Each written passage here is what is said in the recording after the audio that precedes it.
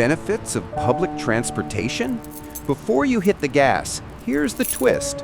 The greenest, cheapest, least stressful ride in your city probably isn't your car. It's public transit. Buses and trains move dozens of us with one engine, slashing per-person fuel use and emissions. That means cleaner air, less noise, and fewer streets choked with traffic. It also saves money. Fares typically beat the real cost of driving when you add fuel, parking, insurance, and maintenance. Time back too. No circling for a spot, and you can read, text, or just tune out while someone else drives. Cities benefit as well.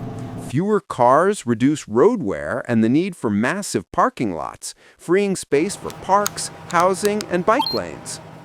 Transit is equity, giving students, seniors, and workers reliable access to jobs and essentials. And yes, it's healthier. Most trips start and end with a short walk. Want a smarter commute in 2025?